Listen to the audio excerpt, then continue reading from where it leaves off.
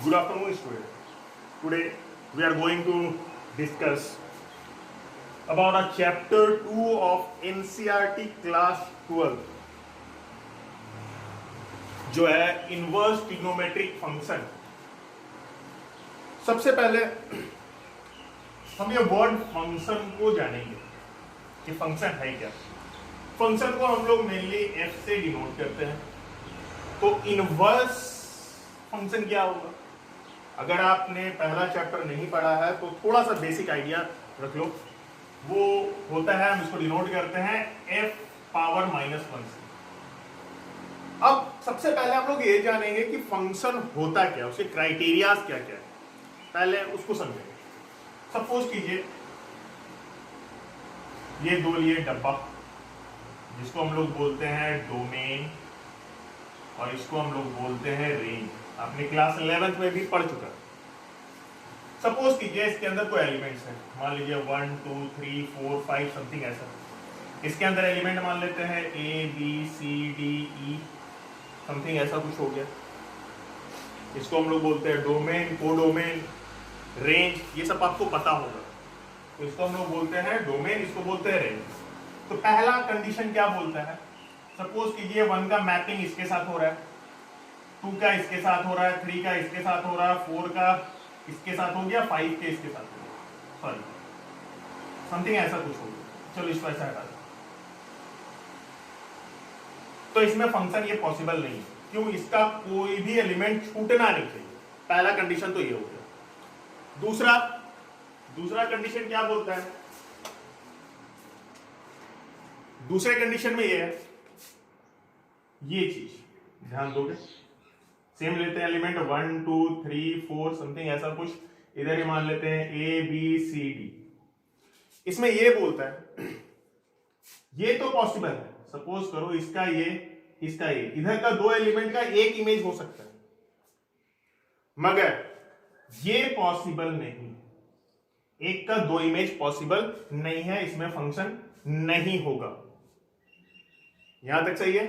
ये दो condition fulfil अगर होता है तो फंक्शन नहीं। मतलब कि फंक्शन होने के लिए क्या होना चाहिए कि सारा एलिमेंट का इमेज उसमें होना चाहिए। दूसरा कंडीशन, किसी भी एक एलिमेंट का दो इमेज नहीं हो सकता है रेंज, ये चीज। अब आगे आते हैं इनवर्स ट्रिग्नोमेट्रिक फंक्शन। इनवर्स होने के लिए अब आते हैं इनवर्स होने के लिए। पहले तो मैंने समझ गया कि हाँ फंक्शन क्या होता है। अब इनवर्स होने का कंडीशन क्या है? इनवर्स होने के लिए फंक्शन को 1 1 एंड ऑनटो होना पड़ेगा। 1 1 एंड ऑनटो होना पड़ेगा, जिसको हम लोग बाइजेक्टिव फंक्शन ही बोलते हैं, ये चीज। अब 1 1 क्या है? 1 1 ये ऐसा, मान लो 1 2 3 इधर 6 7 8 समथिंग ऐसा कुछ है।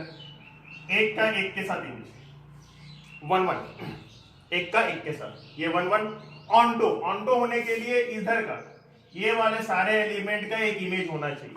तो इसको हम लोग क्या बोलेंगे? ऑनटो भी बोलेंगे। ठीक है? इधर में कोई बचना नहीं चाहिए। अगर इधर बच जाता है तो सर, अगर सपोज कीजिए यहाँ 1 2 3 है, यहाँ पर 6 7 8 9 है। अगर मान लीजिए सपोज कि ये एलिमेंट हो जाता तो इसको हम लोग इनटू बोलते हैं। इसको जानने का जरूरत भी नहीं है। ठीक है? मेनली हम लोग फोकस करेंगे 1 1 एंड ऑनटो पे। अगर ये 1 1 ऑनटो है तो इनवर्स पॉसिबल है। मतलब देखिए, समझिएगा। मान लीजिए कोई फंक्शन है, सपोज कर लेते हैं कोई एक फंक्शन जो a से b के तरफ जा रहा है। अगर ये इनवर्स होता है तो इनवर्स हो जाएगा तो जस्ट इसका उल्टा, ये हो जाएगा b का a के साथ। मतलब ये डोमेन था तो ये रेंज बन रहा था, इनवर्स करेंगे तो ये डोमेन हो जाएगा, ये रेंज हो जाएगा। यहां तक आपको समझ में आया? तो नोट डाउन कीजिए।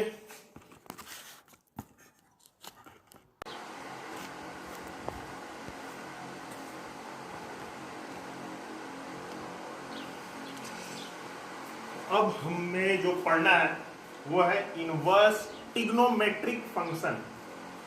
अब इनवर्स ट्रिग्नोमेट्रिक फंक्शन पढ़ने से पहले सबसे पहले आपको ये चार्ट को याद करना पड़ेगा, जो बहुत ज्यादा इंपॉर्टेंट है। आपको एनसीईआरटी बुक में मिल जाएगा ये चार्ट, ठीक है। उसमें भी बोर्ड पे जो मेनली क्वेश्चंस आते हैं वो ये रेंज, जिसको प्रिंसिपल वैल्यू बोलते हैं, उससे आते हैं।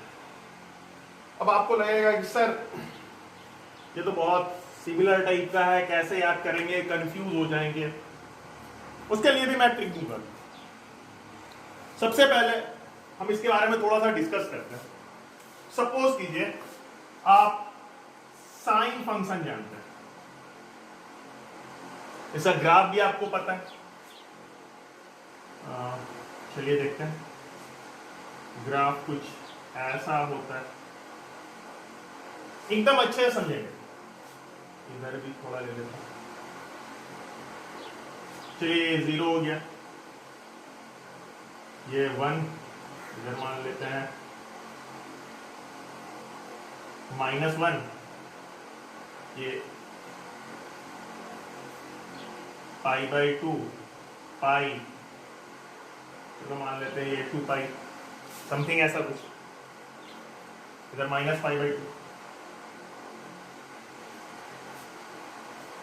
अब ध्यान देंगे अच्छे से, अगर हमको इसका इनवर्स निकालना, ट्रिग्नोमेट्री का इनवर्स अगर निकालना है, तो सबसे पहले हम लोग ये ध्यान देंगे कि इसके लिए फंक्शन को 1 और ऑन टू होना है, 1 और ऑन टू होना है। मगर ट्रिग्नोमेट्री के केस पे, अगर ट्रिग्नोमेट्री का केस हम अगर डिस्कस करें तो हम देखते हैं, देखिएगा थोड़ा अच्छे से, ये साइन वाला ही हम लोग चेक कर रहे हैं।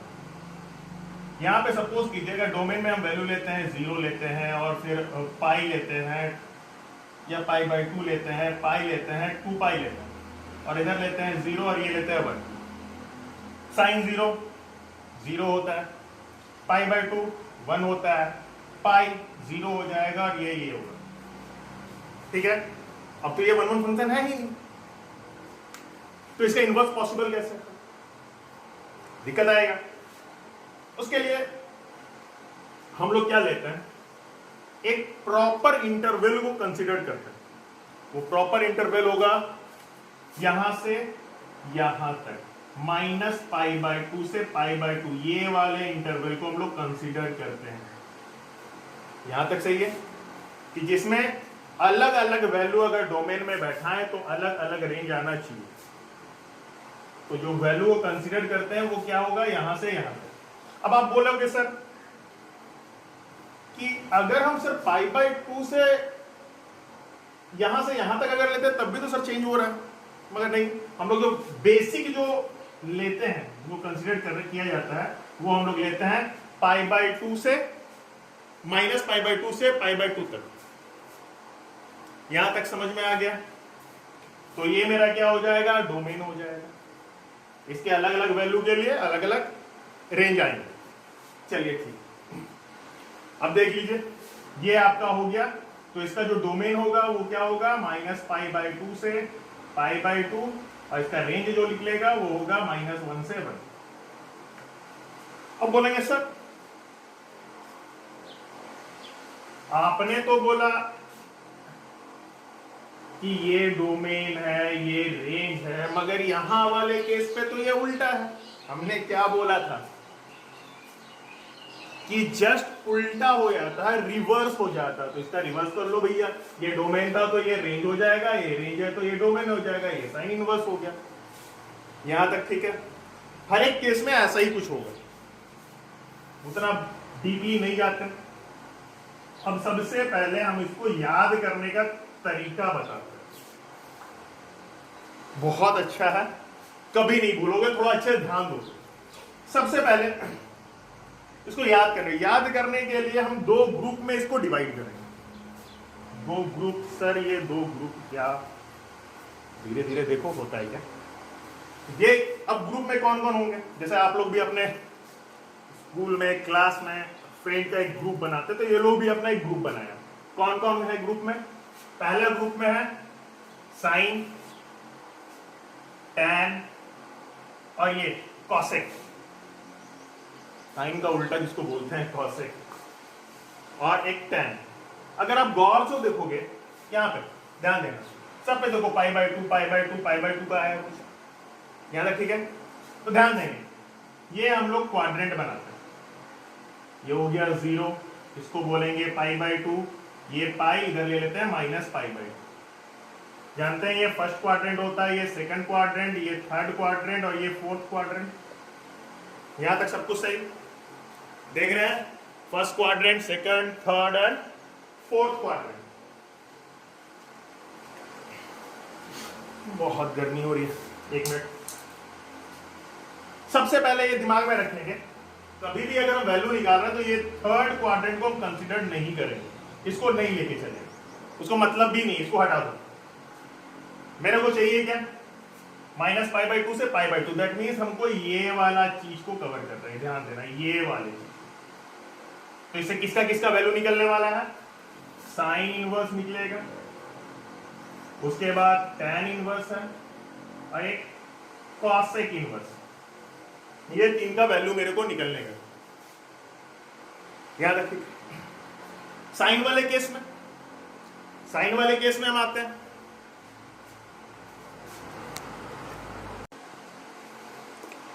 हाँ अब यहां पे देखते हैं साइन के केस पे।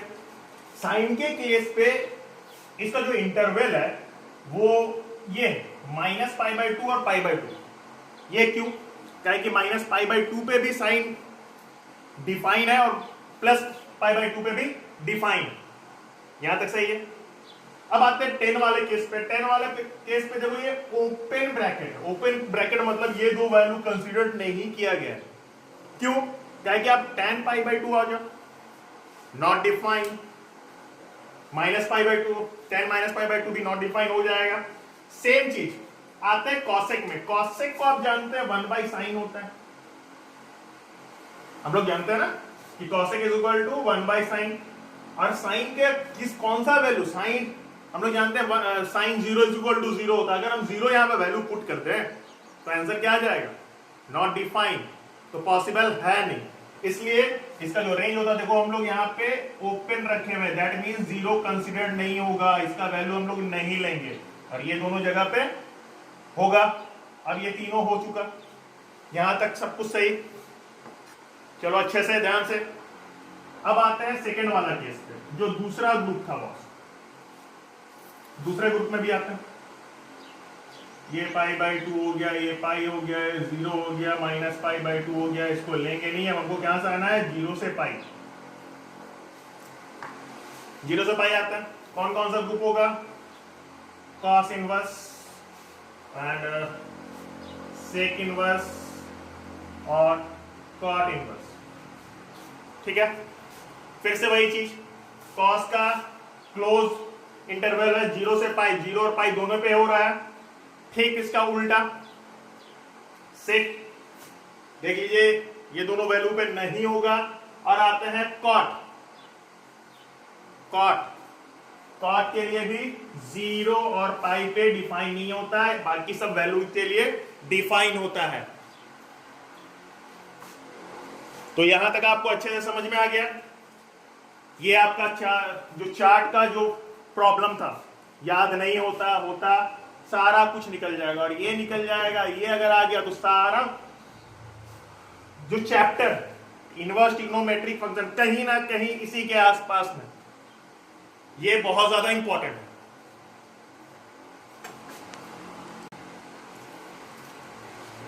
ये कुछ और फॉर्मूलेज हैं जो बहुत ज्यादा इंपॉर्टेंट है, जो यूज होगा, इस पे भी ध्यान देंगे। इसको भी लोग कैसे याद करेंगे?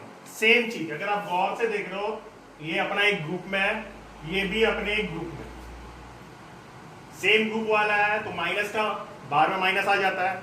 सेम टू सेम देखो, कॉस कॉट और सेक अपना एक ग्रुप का था, उसमें क्या होता है? पाई सिर्फ बाहर आ जाता है। तो इसको याद करना भी बहुत आसान है। यहां तक सही। उसके बाद ये वाला आता है, sine plus cos pi by two, sine inverse x plus cos inverse x equal to pi by two, tan inverse cot inverse pi by two, sec और कॉसेक पाई बाई टू। ये सब का भी बहुत ज्यादा यूज है, साथ में इसके इंटरवल्स भी होते हैं, वो उतना इंपॉर्टेंट है नहीं। ये चीज आप मेन ध्यान से समझोगे। ये आपका ग्रुप अभी जस्ट बताया कि किसका किसका ग्रुप बनता है, उसमें क्या क्या होता है, ये फॉर्मूलाज बहुत ज्यादा इंपॉर्टेंट है। इसके अलावा और भी फॉर्मूलाज हैं जो बताते हैं, ये कुछ और फॉर्मूलाज हैं जो बहुत ज्यादा इंपॉर्टेंट है। पहला फॉर्मूला ये tan inverse x plus tan inverse y is equal to tan inverse x plus y 1 minus x by 1 x into y. And second formula ये, और थर्ड वन इसको बाद में करेंगे, ठीक है। पहले इसको ध्यान से देखेंगे। और इस फॉर्मूला में बहुत सारे बच्चे गड़बड़ करते हैं, बहुत मैक्सिमम टाइम ये गड़बड़ होता है। रीजन क्या है, इसको आप नहीं देखते।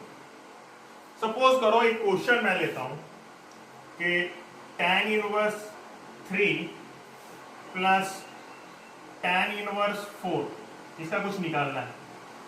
हमने इसको ध्यान पे रखा नहीं, तो मेरे दिमाग में फॉर्मूला क्या आएगा कि हाँ सर ये इज इक्वल टू ये होता है। अब ये फॉर्मूला लगाता है तो ये क्या हो जाएगा, tan inverse 3 plus 4 by 1 minus 3 into 4। ये लगा के बना देंगे, सोचेंगे सही है, मगर ये पूरा का पूरा गलत है। ऐसा भूल के भी अप्लाई मत करना, नहीं तो आपको लड्डू मिलेगा, ठीक है। तो सर क्या लगाएंगे, तो दूसरे बुक में इसके बारे में बोला गया कि आप पाई लगा के आप बना लो, मगर एनसीईआरटी में इस फॉर्मूला के बारे में कुछ नहीं बताया गया। वो कैसे बनेगा बाद में देखेंगे इसको। तो पहले ये दो फॉर्मूला आप नोट डाउन कर लो, इसको भी लिख के रख लो, काम देगा आगे। यहां तक पहले समझो, उसके बाद और फॉर्मूलाज देखते हैं। अब नेक्स्ट जो फॉर्मूला है, ये 3 फॉर्मूला है। अब बोलेंगे सर ये तो बहुत कंफ्यूजिंग है, सब तो एक ही टाइप का है, तो इसको कैसे याद रखें। इसको भी याद रखने का सिंपल सा एक ही तरीका, कोई एक फॉर्मूला आप याद रख लो। सपोज कीजिए कि आप ये फॉर्मूला याद रख दो, याद कर लिया, कोई दिक्कत नहीं। बस एक आपको एक्स्ट्रा याद रखना है कि भैया यहां पर जब दूसरा फॉर्मूला बनाएंगे तो यहाँ प्लस होता है, ठीक।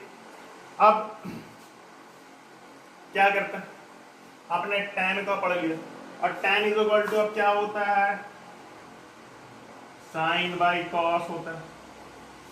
यहां तक चलिए, साइन बाई कॉस होता है। तो साइन वाला ऊपर, कॉस वाला नीचे, तो वो साइन वाला ऊपर वाला ऊपर में लेंगे, और हमको एक्स्ट्रा क्या याद रखना था, प्लस वाला। कॉस वाला में देखो ऊपर पे प्लस वाला याद रखना, हो गया इजी। चलो आज के लिए इतना ही, इसके आगे का नेक्स्ट लेक्चर में डिस्कस करेंगे। तब तक के लिए जितना बताया हो उतना तैयारी करो।